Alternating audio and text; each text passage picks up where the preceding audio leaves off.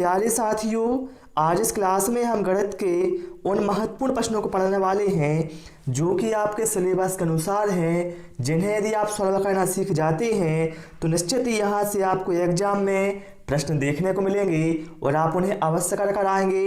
इसलिए आप सभी से रिक्वेस्ट है कि आप लोग वीडियो कंप्लीट देखें और आपका जो भी स्कोर रहता है वो आप हमें कमेंट करके अवश्य बताएं। तो चलिए साथियों, बिना समय गवाए शुरू करते हैं इस प्यारे से वीडियो को। पहला प्रश्न है, कोण जो 180 अंश से बड़ा और 360 अंश से छोटा होता है कहलाता है? प्रतिवर्ती कोण, न्यून कोण, अधिक कोण या फिर समकोण त्रिभुज। तो देखिए साथियों, यहाँ पर जो हमारा करेक्ट आंसर है वो जाएगा ऑप्शन ए के साथ। ध्यान रखना, ऐसा कोण जिसका मान 180 अंश से बड़ा हो और 360 अंश से छोटा हो उसे प्रतिवर्ती कोण कहा जाएगा।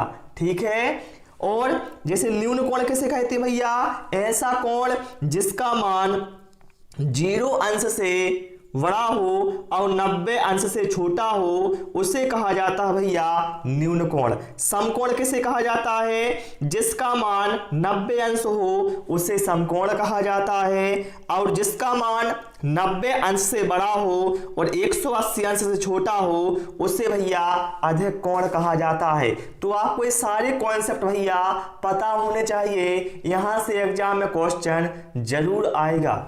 चलिए प्रश्न क्रमांक 2 पर आते हैं और आप सभी से रिक्वेस्ट है, वीडियो पसंद आए तो वीडियो को लाइक और शेयर करें और चैनल को जरूर सब्सक्राइब करें। यहां पर कहा गया है, निर्देश दी गई श्रृंखला में गलत पद ज्ञात करें। जो यहाँ पर श्रृंखला दी गई है बताना इसमें कौन सा गलत पद है। मेरे भैया यहाँ पर आप देखें, 6 के बाद सीधा 25 आ गया, 25 के बाद क्या है 62 आ गया, 62 के बाद 122। तो जब भी साथियों क्या है इस तरह से बढ़ोतरी बहुत अधिक मिली, जैसे 6 के बाद 25 मतलब सीधा 4 गुना हो गया, तो ये ऐसे में क्या भैया वर्ग या घन वाला लॉजिक यहाँ पर लगेगा। जैसे यहाँ पर देखें, हम यहाँ पर देखते हैं कौन सा हमारा लॉजिक सेट बैठता है। जैसे 6 को क्या लिख सकते हैं? 2 का क्यूब ऋण 2, क्योंकि 2 का क्यूब कितना होगा 8 में से 2 जाएगा तो कितना 6 बचेगा। 25 को क्या लिख सकते हैं? 3 का क्यूब ऋण 2, क्योंकि 3 का क्यूब कितना होगा 27 में से 2 जाएगा 25, बिल्कुल सही है। फिर 62 को जगह पर क्या आना चाहिए? 4 का क्यूब ऋण 2, तो 4 का क्यूब कितना हो जाएगा 64 ऋण 2, तो कितना हो जाएगा 62, बिल्कुल सही है। फिर इसके बाद क्या है भैया? 5 का क्यूब ऋण 2 आना चाहिए, तो 5 का क्यूब कितना है भैया 125 ऋण 2, कितना आना चाहिए? 125 में से 2 गया तो 123 है। लेकिन यहां पर क्या है भैया 122 है, जो कि भैया गलत है। 122 की जगह पर 123 आना चाहिए। तो हम कह सकते हैं यहां पर जो हमारा करेक्ट आंसर है वो ऑप्शन डी के साथ जाएगा। इस तरह के साथ जो क्वेश्चन आते हैं, यदि आप इनकी प्रैक्टिस करेंगे तो आपको कोई कठिनाई नहीं होगी, आप इनको आसानी से सॉल्व कर लेंगे। ठीक है। चलिए प्रश्न क्रमांक 3 पर आते हैं। यहां पर कहा गया भैया, एक कक्षा के 32 लड़कों की औसत आयु 15 वर्ष है। जब क्लास टीचर की आयु शामिल की जाती है तो औसत 16 वर्ष हो जाता है। क्लास टीचर की आयु ज्ञात करें। अब देखिए भैया, कहा गया है कक्षा के 32 लड़कों की जो औसत आयु भैया वो कितनी है? वो भैया 15 वर्ष है। तो भैया 32 लड़कों की जो औसत आयु भैया वो 15 वर्ष है, तो आयु का योग कितना हो जाएगा? तो क्या करना पड़ेगा आपको? 32 में गुणा करना पड़ेगा 15 का। करिए, 15 दूना 30, 30 का 0 आया 3, 15 3 45 और 3 48। ठीक है, ये कितना योग आ गया 480। अब क्या आ गया है, जब क्लास टीचर की आयु शामिल की जाती है, भैया बच्चे कितने थे पहले 32, इसमें क्लास टीचर को शामिल कर लिया गया, मतलब क्या हो गया टोटल संख्या 33 हो गई, क्योंकि इसमें क्या है, क्लास टीचर को भी शामिल कर लिया है। और यदि हम क्लास टीचर को शामिल करते हैं तो औसत आयु भैया 16 वर्ष हो जाती है। यही तो बोला गया है ना, क्वेश्चन में बोला गया है ना भैया। तो देखिए पहली कंडीशन में जो हमारा आयु का योग है वो कितना आया था, 480। अब भैया सेकंड कंडीशन में देखिए आयु का योग कितना आता है, तो 16 3 48 का 8 है, बचा 4, 16 3 48, 48 और 4 52, कितना आ गया, 528। देखिए पहली कंडीशन में क्या है, जो आयु का योग है वो 480 आया है, और दूसरी कंडीशन में आयु का योग 528 आया है। अब भैया हमें क्लास टीचर की आयु ज्ञात करनी है, तो भैया यदि हम 33 वाली आयु के योग में से 32 वालों की आयु का योग घटा देंगे तो हमें क्लास टीचर की आयु पता चल जाएगी। मतलब है 528 में से 480 घटा देंगे तो कितना मिलेगा भैया हमें, तो मिलेगा हमें 48 है, जो कि भैया हमारे क्लास टीचर की आयु होगी। ठीक है, यहां पर जो हमारा करेक्ट आंसर भैया वो ऑप्शन डी के साथ जाएगा। सभी को समझ में आया है कि नहीं आया है, कमेंट करके हमें जरूर बताना। ठीक है, कोई डाउट रहता है तो वो भी भैया बेफिक्र होकर पूछ सकते हैं। चलिए प्रश्न के क्रमांक 4 पर आते हैं। एक समबाहुभुज जिसे कहा जाएगा रेगुलर पॉलीगॉन की प्रत्येक भुजा की लंबाई 12.5 सेंटीमीटर है, बहुभुज की परिधि 87.5 सेंटीमीटर है, बहुभुज में कितनी भुजाएं होंगी। देखिए भैया ये क्वेश्चन आपको देखने में कठिन लग रहा होगा लेकिन बहुत आसान है भैया। देखिए यहां पर कहा गया है कि जो एक समबाहुभुज है, मतलब ऐसा बहुभुज जिसकी प्रत्येक भुजा कैसी होती है, समान होती है, उसे हम समबाहुभुज कहते हैं। तो भैया बहुभुज की प्रत्येक भुजा की लंबाई 12.5 सेंटीमीटर है ना, और परिधि मतलब सभी भुजाओं का योग कितना है, 87.5 सेंटीमीटर है। तो हमें क्या है, बहुभुज में भुजाओं की संख्या ज्ञात करनी है। तो भैया कैसे निकालेंगे, बहुत आसान है। जो ये परिधि दी गई है बहुभुज की, उसमें जो भुजा दी गई है उससे भाग दे दो तो भुजाओं की संख्या ज्ञात हो जाएगी। तो भैया परिधि कितनी है, 87.5, और एक भुजा की लंबाई कितनी है, 12.5। भैया भाग लगा दिया। अब देखिए ऊपर वाली संख्या में एक अंक बाद दशमलव है, नीचे वाली संख्या में भी पीछे से एक अंक बाद दशमलव है, तो क्या है, दशमलव से दशमलव कैंसिल कर दो तो क्या हो जाएगा, ऊपर हो जाएगा 875। ठीक है, दशमलव हट जाएगा और नीचे का दशमलव भी हट जाएगा। अब क्या करो भैया, इनको 5 से काट दो, 5 दूना 10, बचेगा 2 5 25।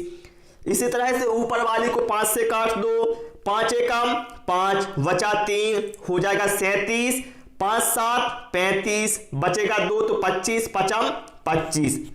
अब ये ऊपर 175 नीचे 25, तो भैया सीधा काट दो 25 से, 25 एकम 25, 25 सत्ते 175। तो हमें पता चल गया भैया कि बहुभुज में जो भुजाओं की संख्या भैया वो कितनी होगी, 7 होगी। कितनी होगी, 7 होगी भाई। राइट आंसर यहां पर हमारा ऑप्शन सी के साथ चला जाएगा। क्लास में मजा आ रहा है कि नहीं आ रहा है वो आप हमें कमेंट करके जरूर बताएं। और देखिए साथियों, जिस तरह से मैं आपके सिलेबस के अनुसार आपको क्वेश्चन करवाता हूं भैया, ऐसा आपको और कहीं नहीं मिलने वाला है। इसलिए मैं बोलता हूं कि भैया चैनल को सब्सक्राइब कर लो, आने वाले समय में आपको ऐसे ही वीडियो मिलते रहेंगे। चलिए अब बताना भैया इन 4 में से कौन सी परिमेय संख्या है। अब जैसे ही एक क्वेश्चन आपने देखा, आपके मन में क्या प्रश्न आया, भैया परिमेय संख्या क्या होती है। तो मेरे प्यारे भाई परिमेय संख्या क्या होती है ये आपको पता होना चाहिए। भैया ऐसी संख्या जिसको हम P/Q के फॉर्मेट में लिख सकते हैं उसे हम परिमेय संख्या कहते हैं। ठीक है, तो देखें यहां पर आप देखेंगे जो 4 यहां पर ऑप्शन दिए गए हैं, चारों संख्या के ऊपर 1/3 की घात लिखी हुई है। मेरे प्यारे भाई आप लोग हमेशा ध्यान रखना, यदि किसी संख्या के ऊपर 1/2 की घात लगी हुई है तो उसका मतलब क्या होता है, उस संख्या का वर्गमूल।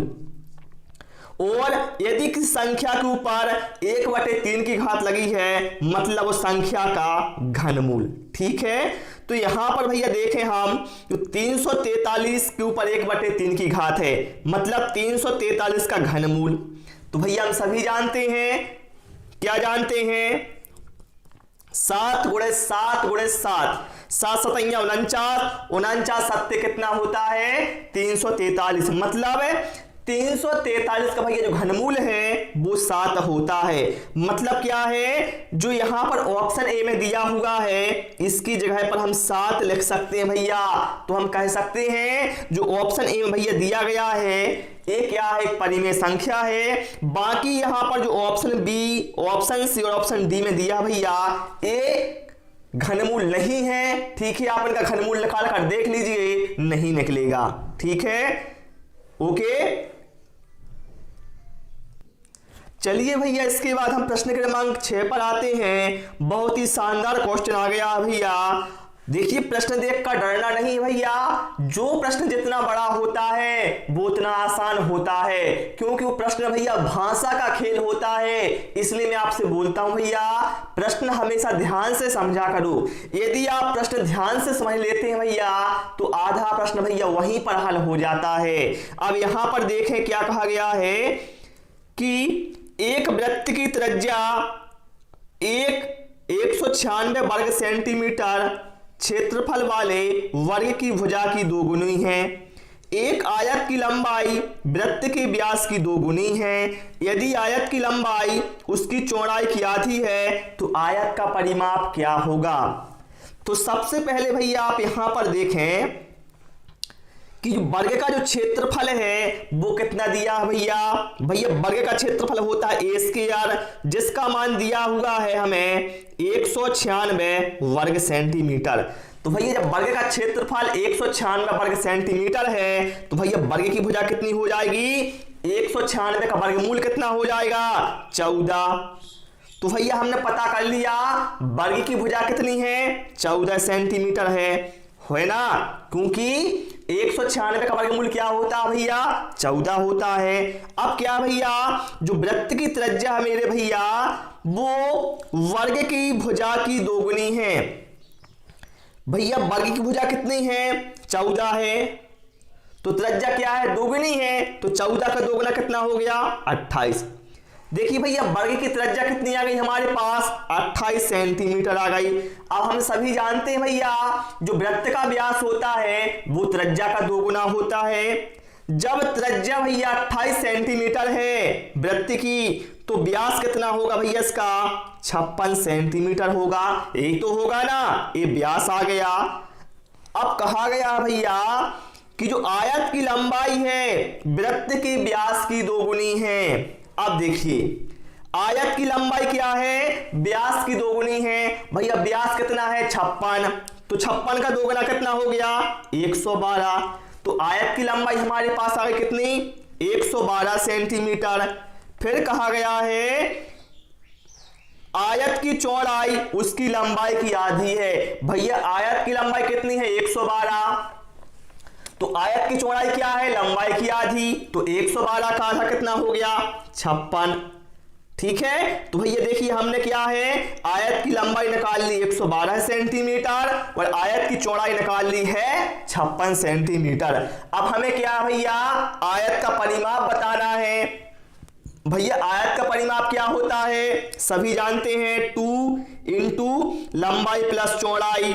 तो भैया मान रख दो 2 लिख दो, लंबाई प्लस चौड़ाई का मान कितना हो जाएगा 56 और 112 कितना हो जाएगा 168 हो जाएगा ना, और 168 का गुणा 2 में होगा तो आ जाएगा हमारे पास 336। मतलब जो आयत का परिमाप है भैया वो 336 सेंटीमीटर होगा। तो यहां पर जो हमारा करेक्ट आंसर है वो ऑप्शन बी के साथ जाएगा। देखिए एग्जाम में ऐसा नहीं है भैया सभी प्रश्न सरल आएंगे, कुछ प्रश्न ऐसे आएंगे जो थोड़े हाई लेवल के होंगे, लेकिन ऐसा नहीं है कि सभी प्रश्न आते हैं। जैसे मान लो आपके एग्जाम में 30 क्वेश्चन आएंगे तो 30 में से आपको 2 या 3 क्वेश्चन ऐसे मिलेंगे जो थोड़े अच्छे लेवल के होंगे। ठीक है, ओके। तो प्यारे साथियों, आज इस क्लास में इतना ही। उम्मीद है आप सभी को क्लास पसंद आई होगी। भैया क्लास पसंद आई हो सभी से रिक्वेस्ट है इस वीडियो को लाइक और शेयर जरूर करें, और यदि आप पहली बार हमारे चैनल पर आए हैं तो भैया चैनल को सब्सक्राइब करें। Thanks for watching this video.